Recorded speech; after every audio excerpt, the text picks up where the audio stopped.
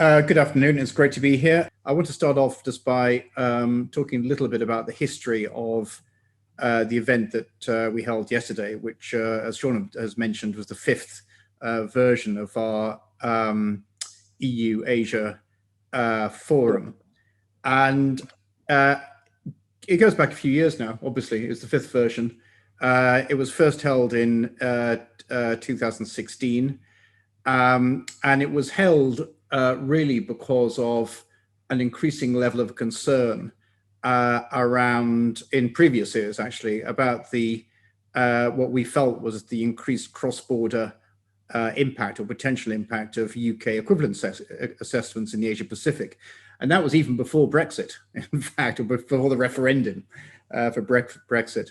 And we did feel that there would be incredible value in direct communications as a group between Asian regulators and the European authorities, in particular, to solve implementation issues. And in fact, the catalyst for this was back in 2013, where we brought together the European Commission, ESMA, and 10 Asia-Pacific financial regulators in order to discuss the topic of the time, which some years on is still a topic, which was relating to CCP equivalence.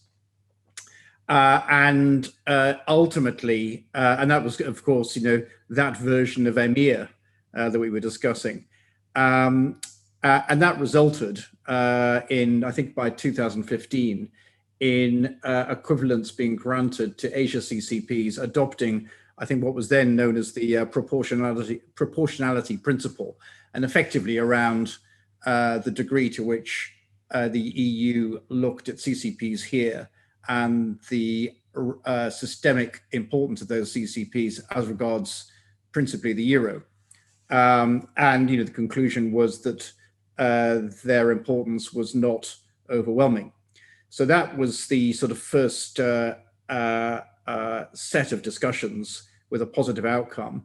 And then subsequent forums were fairly similar. We discussed, in addition to EMIR, AIFMID, benchmarked, which has been mentioned, but really all circulated around equivalence assessments, which of course the industry has been also very focused on.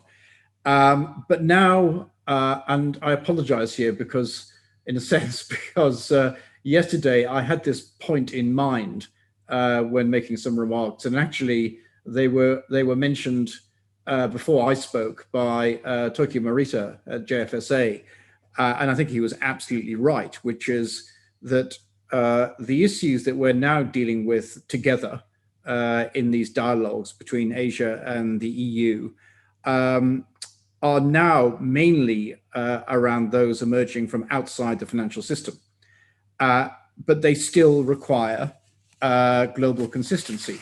And the main goal still is to avoid market fragmentation and also to ensure that both a sufficient degree of regulatory convergence and deference techniques operating in combination do result in reduced or even eliminate fragmentation in some places. So that's, I think, where we are now. In other words, we've kind of moved on from issues that effectively relate to responses to the global financial crisis to more contemporary issues, which in the main are to do with issues sitting outside the financial system, which are relevant. And of course, as has been mentioned, one of the key issues which has rocketed up the agenda is sustainable finance. And I want to spend a little bit of time on this. First point is in the run-up, in particular around climate, the next few months towards COP26 in Glasgow are going to be absolutely crucial, and they will be extremely active, far more so than in the past from a financial regulatory perspective. And it is a natural home, and this is the relevance of this to the EU-Asia context. It's a natural home for which, on which EU and China can discuss and cooperate. In fact, back in the early part of 2019, we organized an EU and China event in Hong Kong. And the reason we did that at the time was that clearly globally, the US was in one place. The EU was already extremely ambitious around green finance. And China also was very, very much in the picture and remains so. And of course, their combined GDP is around 30 trillion US dollars, which is about 1/3 of global GDP. So the extent to which one is able to cooperate and converge around key standards between those two very different jurisdictions, all the better. So what actually happened in 2019 was that that meeting was the catalyst for cooperation around taxonomies. And as you'll know, taxonomies are all around establishing a common language to identify sustainable activities, and they help measurement, and they help around disclosure, and they, in particular, promise to combat greenwashing. And the output of the discussions in Hong Kong was the creation of a working group within the EU's International Platform on Sustainable Finance, the IPSF, and that working group continues to be co-chaired by China and the EU. And its objective is to compare taxonomies of the platform member countries and then identify commonalities and differences. And what it's heading towards is publishing something which they're calling a common ground taxonomy by the middle of this year. So that the idea is that what that common ground taxonomy will do is set out common definitions of environmentally sustainable investments across IPSF jurisdictions, and there are many of them. So it's significant. And what's interesting, I think, is that in comparing the China taxonomy as it's evolved and the EU taxonomy as it's evolved, the differences between them are actually far smaller than we'd expected. We thought that the differences might be so large that a common ground may not be particularly meaningful, but that doesn't seem to be the case. But nevertheless, we'll see in reality once this is published, hopefully by the middle of this year. Now, just switching gears to an extent, but sticking with the sustainability topic, the issue which has kind of been at the heart of the whole sort of green finance effort, in my view at least, if you set aside green bond projects as such like, is the whole area of sustainability disclosures. And the issue that has been on the table for some years now has been this global question of consistency, comparability, and reliability of sustainability reporting, particularly but not exclusively in relation to climate disclosures and reporting. So, and again, this year, as I've mentioned, lots of action around that. So at the end of last month, the IOSCO board held a meeting to discuss a number of things, but a large chunk of the meeting was around sustainability disclosures. And we issued a statement on the 24th of February, just after our board meeting, to reflect our discussions and what we decided as being the way forward. Now, that press statement for us was hugely significant because it basically establishes the potential for a pathway to mandatory reporting in future. And we're going to set out 3 priority areas. One, which is a fairly obvious one, which is globally consistent common international standards for sustainability disclosures. And secondly, an emphasis, quite rightly, as others have pointed out, on industry-specific quantitative metrics, a very difficult topic, which I don't have time to go into here, but it requires a lot of work to combine from a sort of bottom-up approach, the science, the economics, the commercial positioning of a sector, etc. But in any event, an emphasis on industry-specific quantitative metrics, and obviously, and also standardized narratives in disclosures. And then finally, driving international consistency with a focus on a relatively new concept, which is enterprise value creation. And that's the sort of new phrase that everyone has to get used to. And that is effectively a term that's used to look at a fairly broad range of inputs for disclosure, both short-term and long-term, of relevance not only to investors, but also to a range of other stakeholders in a business. And of course, here we're talking about disclosures or sustainability reporting at corporate level, which is basically real economy level. So, and that is the bedrock on which all other disclosures, statements around sustainability integration at asset management level and such like are built. Without real economy, reliable real economy disclosures, you don't get very far. So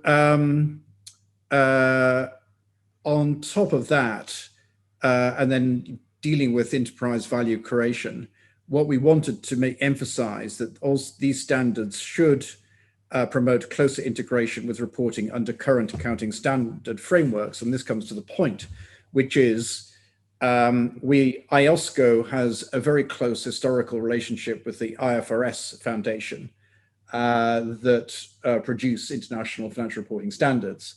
And in fact, around 20 years ago, IOSCO was instrumental in the establishment of IFRS and then subsequently endorsement of those standards and the international acceptance of those standards. Now, on the 2nd of February this year, the IFRS Foundation announced, after a consultation, that it was minded to set up a parallel sustainability standards board to parallel the existing accounting standards board. And so our objectives in relation to that are pretty clear, and there are 3 of them. And this will all happen in close engagement with the IFRS trustees, the first of which is around governance. The governance system within which standards are produced is obviously absolutely vital. It is vital now in relation to accounting standards, and it will be vital going forwards in relation to the production of sustainability reporting standards. So the governance system needs obviously to be accepted by the market. It needs to be compatible with existing accounting reporting governance frameworks. And it also, importantly, should serve ultimately as a foundation for audit and for an audit and assurance framework around the standards. We, together with IFRS, are looking at a climate first approach. In other words, deal with standards around climate first, but don't wait too long to start overlapping that with sustainability standards in other areas across the ESG spectrum. And then finally, there's a so-called, again, something that's, I think you need to get used to as a phrase, a building blocks approach, which means that a global sustainability reporting system under IFRS would produce a consistent and comparable baseline of sustainability related information that is material to businesses, but also admit flexibility to capture wider sustainability impacts. Now, as I said, things are moving rapidly. Earlier this week, the IFRS trustees issued a statement which said that they're going to make a final determination about the establishment of a sustainability board by COP26. They welcomed IOSCO's earlier statement in February that we would be working closely with the IFRS Foundation, which of course we will. And generally speaking, the IFRS made clear that its strategic direction is aligned with IOSCO's, including this point around enterprise value, prioritizing climate and building on existing frameworks. And importantly, incorporating as sort of a running start TCFD disclosure standards, as well as a prototype that's been produced by an alliance of 5 existing private sector standards organizations. So for IOSCO, and this is really important, when this is being constructed from a governance perspective, the governance framework, we will be involved via our chairmanship of something called the monitoring board, which sits as an oversight mechanism in the current IFRS structure. So we'll have a direct role in relation to the construction of the governance framework. But even more importantly, we are now working on setting up an endorsement mechanism within IOSCO, as I mentioned earlier on, very similar to the way in which we endorsed IFRS standards starting 20 years ago, which has resulted in global acceptance. And ultimately, that is why we see this as being potentially a pathway to a mandatory system, potentially with assurance, audit assurance as well. Now, relevance to the EU. The EU body looking at sustainability reporting standard setting, EFRAG, issued a report again only a short while ago. Its report is extremely detailed. In fact, it's here. It's quite thick. There we go. This report is well worth reading. It's interesting and I think very constructive, because EFRAG is, sorry, that's an acronym, but EFRAG was set up initially as a bridge between IFRS standards and effectively the way in which they would be implemented in the EU. So its relevance is obviously is obvious. Secondly, the approach in this large document is actually consistent with the approach I've described taken by IOSCO and IFRS around this topic. There's a little bit of an issue around something which I think is seen to be very important in the EU, which is the concept of double materiality. In other words, reporting and disclosure around financial risks to businesses arising from climate change, but also the impact of businesses on the environment. I actually think the concept of enterprise value does actually mean that much of that difference is taken care of, but we'll have to work on that. The final thing I'd say is that I think there's been a concern in the EU, because the EU sort of green project as a whole is so ambitious that if they kind of wait for international standards to be produced, that would slow down momentum in the EU, and they don't want to do that. I think now we're getting to the stage where that is far less likely than we thought, simply because the momentum internationally and globally, particularly around the IOSCO IFRS project, is now so evident. So that's what I was going to say about that. And of course, final thing is that, of course, it's relevant to the Asia-Pacific involvement, the Asia-Pacific scene, because Asia-Pacific will be involved in this particular project via the IOSCO Sustainable Finance Task Force, where there's significant Asia representation, including myself. So it's a very sort of inclusive project. I was just going to, if I have time, I'm not sure, Nick, if you want to stop me, just do. I normally should, but I always enjoy listening to you, and I very fundamentally agree with you. So if it's maybe 3 minutes, that's fine. Going beyond that would make us a bit nervous. Okay, I don't want to make you nervous. In a nutshell, okay, I was going to go through a few topics of interest to industry, which around EU regulation and our view in Asia. And they were, leaving aside LIBOR transition, there were 3 areas which have been mentioned. One was benchmarks, one was CCPs, and one was delegation. Basically, I was going to say, look, in comparison to the concerns that we had back in 2013 with CCPs, and in comparison to the concerns that were then elevated because, as Sean has rightly said, the whole approach to third countries then changed because of the Brexit environment from 2016. What I see is that the challenges are diminishing, and I think publications like IOSCO's deference best practices help along the way. So far as in going through these topics, as far as benchmarks is concerned, the transitional period has been extended to the end of 2023, so that gives us additional time to work on authorization techniques, which are complex, but it does give us time to do that. On CCPs, of course, we all know about EMIR 2.2. It's been mentioned, Sean's mentioned it. I think here, I think what I'm picking up from the EU again is that, Brexit materialized the whole discussion.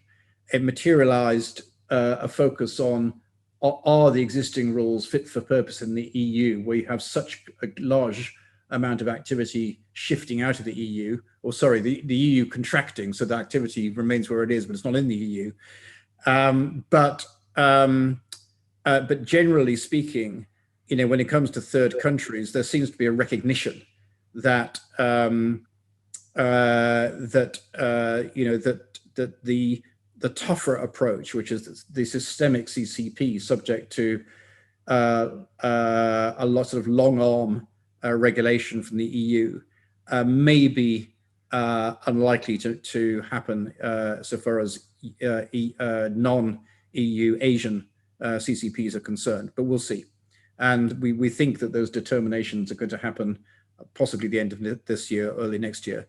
And then the final thing is delegation.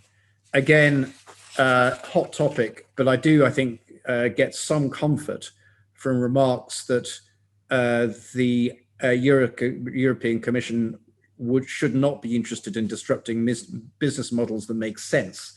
And if you look at the way, for many funds, the way in which fund managers who may be based in the EU or operate there at size take a pragmatic and appropriate approach to distributing asset management activities around the world where they make sense, including Asia. If you look at that, that's a far cry from the sort of brass plate and all activity elsewhere sort of scenario. So again, I'm relatively optimistic around the delegation, but I'm not obviously a decision maker in the EU, so no promises, but I am fairly optimistic. So Nick, I'll just conclude very, very briefly. I think firstly, obviously the past year has been transformative. Yeah, I haven't mentioned COVID, and I didn't intend to because it's been mentioned in so many other contexts. But of course, it has led to a massive focus on digital finance, remote working, and also the ongoing effects of central bank and other market interventions. But as I said at the beginning, the key forward issues originate outside the financial system. It's COVID itself, climate change, digitalization. They're all, and so the legacy issues, I think, are becoming less challenging. And I think that the issue for us is in relation to new policy formation, whether it's digitalization or whether it's climate change or broader sustainability. We need to be very conscious to embrace global consistency as far as possible so that fragmentation or recognition issues don't become big problems. And that's the continued value of the forum that we held yesterday. And I'll end there. Thanks very much, Nick. Thank you very much indeed, Ashley. It's always good to listen to you. And I'm very happy that you raised the issue of delegation, which in your list of legacy issues is the one I think that's causing the biggest headache at the moment. But I think also importantly, the whole point you made about international cooperation around ESG reporting and ESG taxonomies is so important to avoid, which was one of the questions, international fragmentation, which would help nobody and would go against the whole question of comparability. Thanks for driving forward these dialogues. I think they're very, very important. And thank you for being with us this morning. Okay, it's a pleasure. Thanks, Nick.